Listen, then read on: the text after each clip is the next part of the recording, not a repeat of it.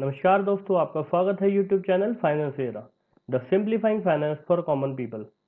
दोस्तों, अगर आपने कभी भी कोई लोन लिया है छोटा या बड़ा, तो आपने अपने फाइनेंसर को कहते हुए सुना होगा कि आपका सिबिल चेक करके आपको इन्फॉर्म करेंगे कि आपका लोन होगा या नहीं होगा। तो दोस्तों, क्या होता है सिबिल सिबिल स्कोर क्या होता है और ये आपके लोन लेने की प्रोसेस में कैसे आपकी मदद करता है, आज इन्हीं सभी टॉपिक के ऊपर चर्चा करेंगे दोस्तों। अगर आपने अभी तक मेरा यूट्यूब चैनल सब्सक्राइब नहीं किया है तो प्लीज़ बेल आइकन पर क्लिक करें और सब्सक्राइब करें, जिससे कोई भी इंफॉर्मेशन होगी, अपडेटेड इंफॉर्मेशन होगी, आप तक पहुंच सके।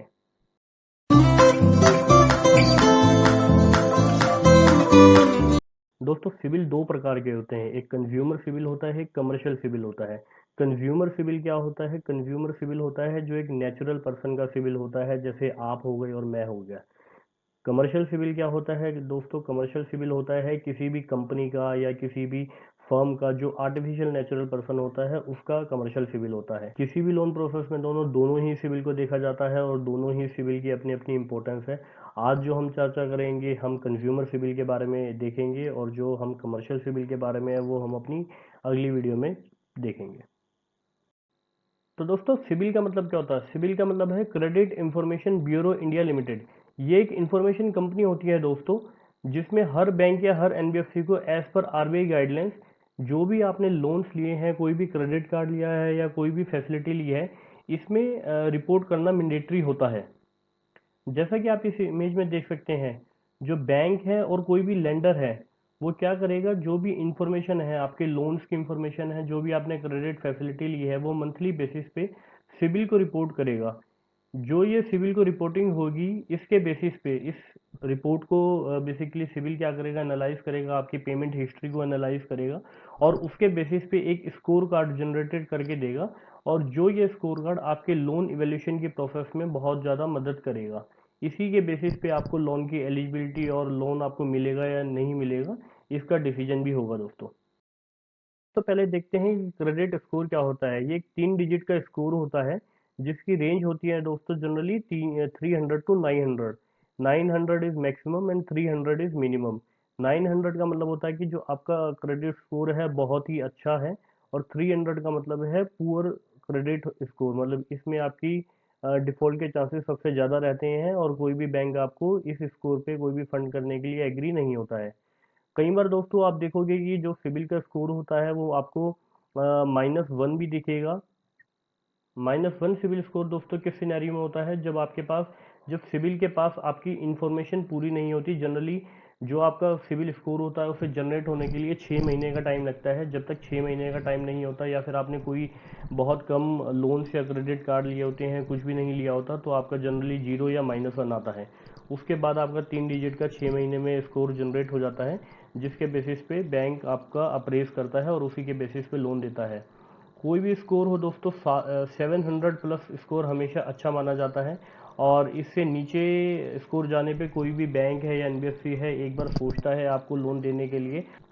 तो सिबिल स्कोर कैसे बढ़ेगा या घटता है दोस्तों? जनरली अगर आपने कोई भी लोन या फैसिलिटी ली है, क्रेडिट फैसिलिटी ली है, अगर आप उसकी रिपेमेंट जो है टाइमली करते रहोगे, कोई बाउंस नहीं करोगे, तो आपका सिबिल स्कोर अच्छा जाता रहता है। लेकिन जैसे ही आपने कोई बाउंस किया, आपका ओवर ड्यू खड़े हैं, या आपने बैंक का पैसा लेके वापस नहीं दिया, या क्रेडिट कार्ड के ऊपर जो ड्यूज है अगर आपने बैंक को नहीं दिए, तो ऐसे सिनारियो में दोस्तों बैंक क्या करता है, जो भी आपका ओवर ड्यू है, जो भी आपका आउटस्टैंडिंग अमाउंट है, जो भी आपके अकाउंट का स्टेटस है, वो क्रेडिट इंफॉर्मेशन कंपनी को मंथली बेसिस पे रिपोर्ट कर देता है। जैसे ही वो इंफॉर्मेशन सिबिल के पास पहुंचती है, सिबिल आपका स्कोर घटा देता है और उसके बेसिस पे आपको लोन की एलिजिबिलिटी कम होती जाती है। तो दोस्तों, ये एक सिविल मैं आपके लिए लाया हूँ, सैम्पल सिविल है बेसिकली ये। इसमें जो भी कॉन्फिडेंशियल इन्फॉर्मेशन है उसको मैंने छुपा दिया है। तो आइए देखते हैं कि सिविल के अंदर जब भी आपका सिविल जनरेट होता है तो उसके अंदर क्या क्या इन्फॉर्मेशन आती है, क्या क्या उसके कंटेंट होते हैं। तो दोस्तों, सबसे पहले आप देख सकते हैं कि इसमें कंज्यूमर जो आपका नाम होता है, बेसिकली यहाँ पे नाम आता है, आपका डेट ऑफ बर्थ आती है, आपका जेंडर पता चलता है इसमें। ये आपका सिविल स्कोर दिखा रखा है, जो इस वाले सिविल में हमारा 822 का स्कोर है, जो एक बहुत अच्छा स्कोर है। उसके बाद जो भी सिबिल के रिगार्डिंग इसमें कुछ ऑब्जर्वेशन होती है सिबिल की, वो यहाँ पे रिपोर्टेड होती हैं। अगर ये सिबिल का स्कोर आपका कम होता है तो सिबिल स्कोर किस वजह से कम है, वो सारा कुछ यहाँ पे लिखा होता है। तो नीचे देखते हैं दोस्तों और क्या इन्फॉर्मेशन है। इसमें आपका जो इनकम टैक्स पैन नंबर है वो आपका आता है, पासपोर्ट का नंबर आता है, वोटर आईडी आता है। तो बेसिकली अगर आपने कोई भी लोन फैसिलिटी में ये इनमें से कोई भी डिटेल्स डाली है तो वो ऑटोमेटिकली आपके सिविल में कैप्चर हो जाती है। तो नीचे देखेंगे तो दोस्तों आपका मोबाइल नंबर, ऑफिस का नंबर, ईमेल आईडी ये सब आती है। उसके नीचे देखेंगे तो आपका जो भी एड्रेसेस हैं, आपने अपने ऑफिस का या रेसिडेंस का कोई भी एड्रेस दे रखा है तो ये सारी इन्फॉर्मेशन आ जाती है। तो अभी तक थी दोस्तों ये सारी बेसिक इन्फॉर्मेशन थी, आपका नाम, address, email ID, phone number, PAN card, Aadhaar card और आपका वोटर आईडी नंबर। ये जो बेसिक डिटेल्स होती है ये सारी सिविल के पास होती है। और नीचे देखते हैं दोस्तों क्या है सिविल में और क्या इन्फॉर्मेशन होती है। तो दोस्तों इसमें जैसे कि आप देख सकते हैं कि आपकी जो एम्प्लॉयमेंट इन्फॉर्मेशन है वो इसमें डिटेल्स होती है। अगर आप सैलरीड एम्प्लॉय है तो यहाँ पे सैलरीड लिखा आएगा, अगर आप बिजनेस करते हैं तो बिजनेस इन्फॉर्मेशन आएगी, आपकी जो आईटीआर में आपने इनकम दिखाई है वो आ जाती है, और ये डाटा कैसे कैप्चर हुआ है ये बताया जाता है। एक इसमें दोस्तों इंक्वायरी का ऑप्शन होता है। बेसिकली अगर आपने जितनी भी आज तक लोन लिए हैं, कितने आपके लोन लिए हैं, ये नंबर ऑफ लोन्स अकाउंट आ जाते हैं। और ये जीरो बैलेंस यानी जो जो लोन आपके क्लोज हो चुके हैं वो वाले बैलेंस आते हैं। यहाँ पे आपका आता है करंट आउटस्टैंडिंग, आज जिस दिन हमने सिविल निकाला है उस डेट पे आपका कितना आउटस्टैंडिंग है। और ओवर ड्यू यानी कोई अमाउंट ऐसा तो नहीं है जो आपका बैंक को देने को बनता था लेकिन आपने अभी तक पे नहीं किया है।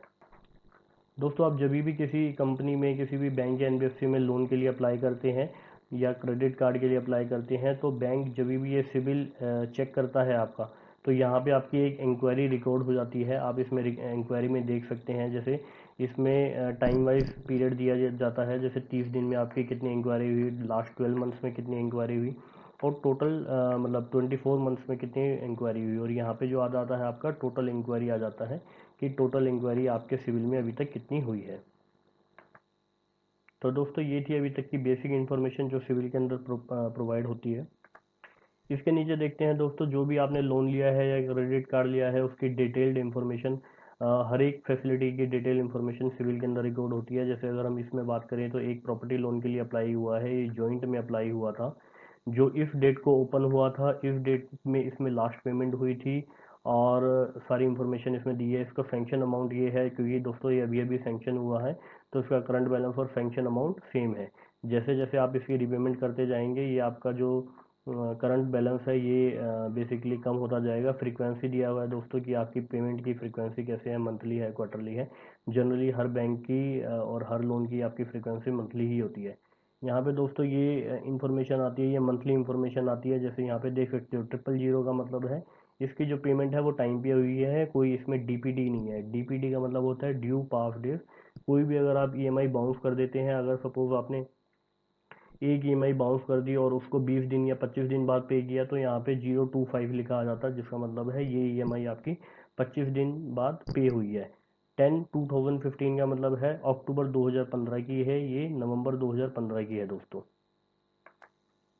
यहाँ पे दोस्तों जो मेंबर का नाम है इसका मतलब है जिस बैंक से आपने लोन लिया है, और अकाउंट नंबर का मतलब है जो भी आपका लोन अकाउंट नंबर है। तो ये वाली इन्फॉर्मेशन अगर कोई भी बैंक या एनबीएफसी से आपका सिविल निकलता है तो ये इन्फॉर्मेशन विजिबल नहीं होती है, क्योंकि ये कॉन्फिडेंशियल इन्फॉर्मेशन होती है। लेकिन अगर आप सिविल से अगर अपना खुद सिविल निकालते हैं तो इसमें आपको ये इन्फॉर्मेशन दी जाएगी, क्योंकि वो आपकी पर्सनल इन्फॉर्मेशन होती है। तो जैसे कि दोस्तों ये एक क्रेडिट फैसिलिटी थी, ऐसे ही हर क्रेडिट फैसिलिटी के लिए आपको सिविल में जितनी भी आपने क्रेडिट फैसिलिटी ले रखी है हर फैसिलिटी का एक एक करके जो हिसाब है वो दिखाया जाएगा।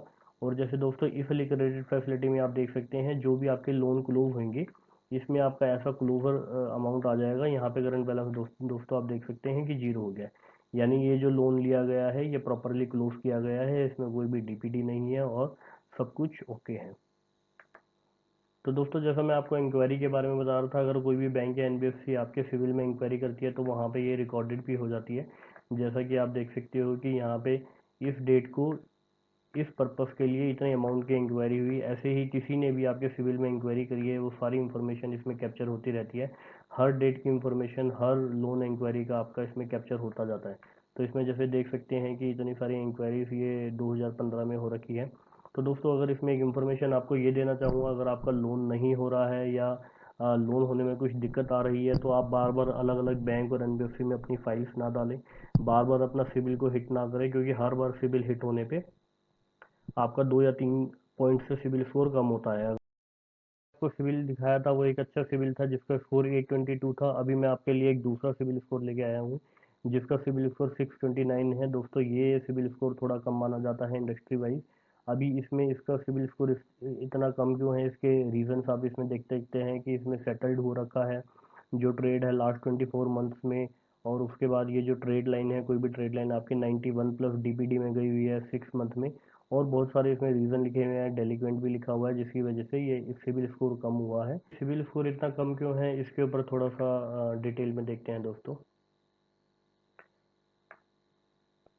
जैसे कि इसमें दोस्तों देख सकते हो ये एक क्रेडिट कार्ड की फैसिलिटी ली गई है। इसमें जैसा कि आप देख सकते हो जो जो क्रेडिट कार्ड है ये ओवरड्यू में चल रहा है। 490 रुपीज़ इसमें बैंक के अभी बकाया है, जिसके ऊपर प्रिंसिपल इसमें से 236 रुपये है और बाकी का इंटरेस्ट पोर्शन होगा। ये जो सिविल है दोस्तों, ये जो क्रेडिट कार्ड है ये रिटर्न ऑफ स्टेटस में है, यानी ये अमाउंट पे नहीं किया गया है और बैंक ने इसे रिटर्न ऑफ कर दिया है। आप इसमें देख सकते हैं कि 190 190 190, तो यानी कहने का मतलब है कि ये बहुत दिनों से डीपीडी में चलता आ रहा है, इसकी कोई पेमेंट नहीं हुई है। उसके अलावा देखते हैं दोस्तों और क्या क्रेडिट फैसिलिटी है इस लोन में।